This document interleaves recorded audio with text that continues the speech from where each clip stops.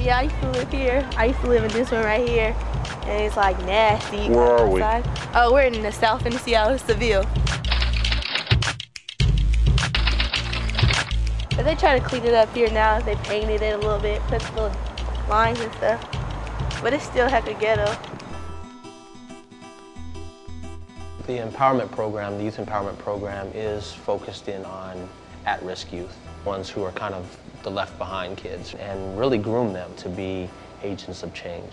We're gonna learn how to get more acquainted with our community. It's gonna even reflect what you guys think your community is saying about you, the community in itself, what you guys are saying about each other.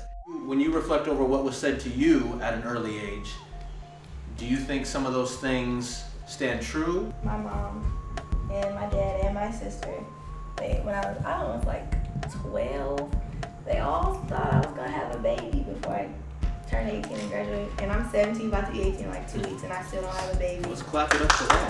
Baby. Anyone else want to share? What this program has done for them is really given them a sense of hope and take the anger, the frustrations, and turn that into a passion that drives them to do something better for themselves and for their community. I'm only going to ask you 1 or 2 basic questions, and I'm going to ask you, when we go to these places, I'm going to ask you, what do you see? Oh goodness, I'm going into the cemetery. My brother's buried here. It's unreal, you know, to come to a graveyard for somebody so young. You know, when you think of death, you don't think of 16, 17, 18-year-old people. They're all in gangs. I'm scared for my friends. A lot of my family members are in gangs. People are getting reckless. They're not caring if they're running through the streets shooting guns and stuff. Like, if you get hit in the crossfire, that's your own. Oh well. Because I'm in this program, you know, I be telling them it's not worth it. Like, if you look at what's gonna happen to you or with your family, look at how you're hurting because he died. Look how your family's gonna hurt if you pass. I don't want to cry. How many of you guys have lost a loved one by violence? Yeah, how many of you guys have lost a loved one in this last year?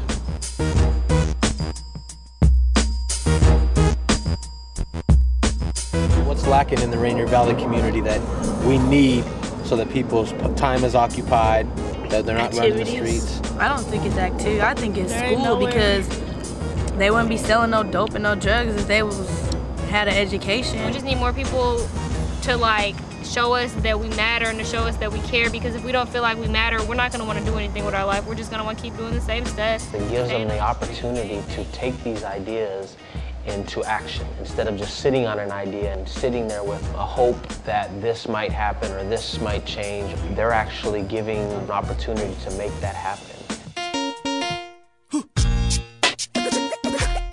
How can you help transform your peer group? Weezy, what are you going to be looking at?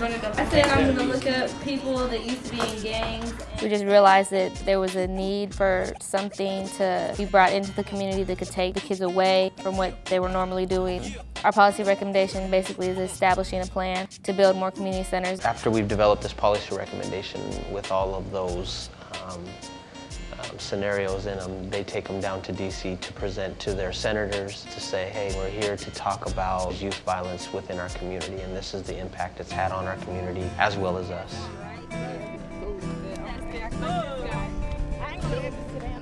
What do you think that you see differently now as a result of your interaction with each other?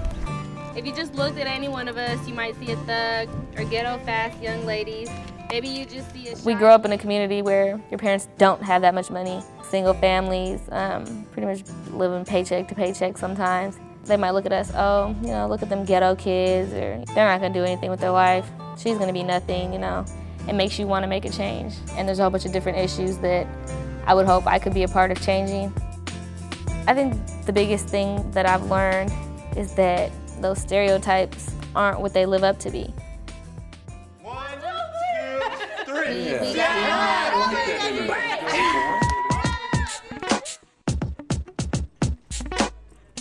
I do want to welcome you to our second annual Youth Empowerment Summit. When I went to DC, that's what really triggered the passion. There's 10 other cities who wanted the same thing. We wanted change in the community.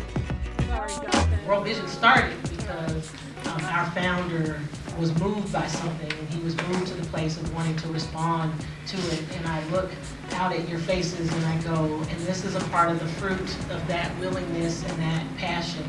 You guys, a round of applause to the Seattle delegates.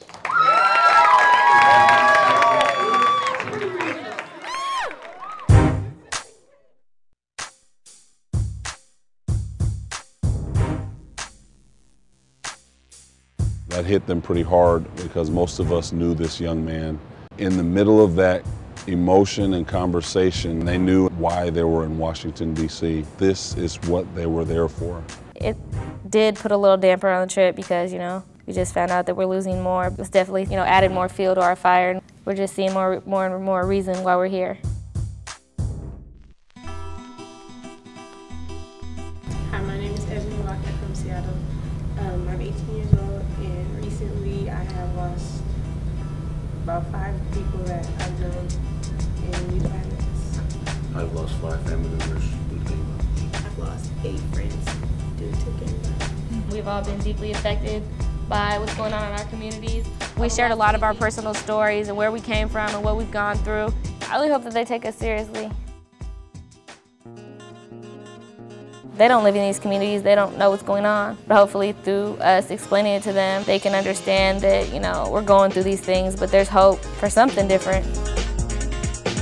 Hey, can I say good job, you guys? That's fantastic. We didn't know about the bill until we presented it to him. Okay, our next meeting is 3:30. We got a ways to walk. Let's roll. Let's go. Okay.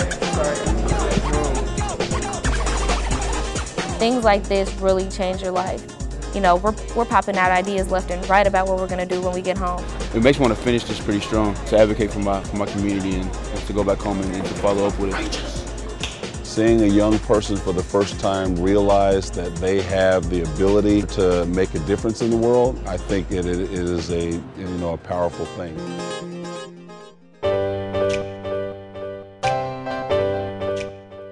This program has been a success already within their life and pushed them beyond their comfort zones and brought them out of their insecurities. I'm excited to come back from DC and watch them blossom and do things to rally around change. When we first met from the first class, and then from then we had hope. Like, man, I hope we can change this. I hope we can do this. I hope we can do that. And now, you know, that we presented it to them. All we gotta do is just be patient to see what the congressman will do. It makes us want to live our lives with courage. I know it's going to be tough going home because I'm going to be going home to the same stuff that I had to leave with, but at the same time I'm coming home with a new mentality that the things that are going on in my house and in my life and stuff, I don't have to just succumb to that and just let that be, you know, what keeps me in the same place. Just like going to these different places and realizing, like, you know, I could change the world.